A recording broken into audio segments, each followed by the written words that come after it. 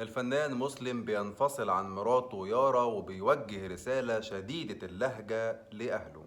تعال أقول لك إيه اللي حصل في خبر هز السوشيال ميديا حرفيا: انفصال مطرب المهرجانات مسلم عن يارا تامر زوجته.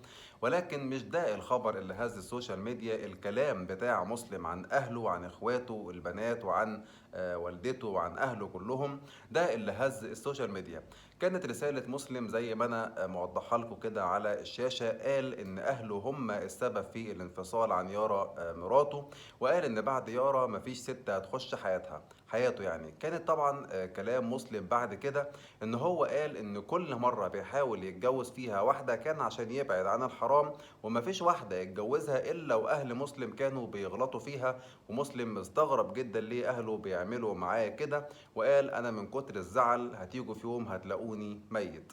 طبعا حاجة وحشة جدا جدا إن الأهل يتدخلوا ما بين الراجل ومراته. في الآخر الحياة بتبوظ والراجل هو اللي بيدفع الثمن، أو حتى العكس، البنت أو الست هي اللي بتدفع الثمن. في كل الأحوال ما ينفعش أبدا إن الأهل يتدخلوا بين الراجل وبين زوجته. انتوا بقى قولوا لي في كومنتات ايه رأيكم في طلاق مسلم ويارا تامر.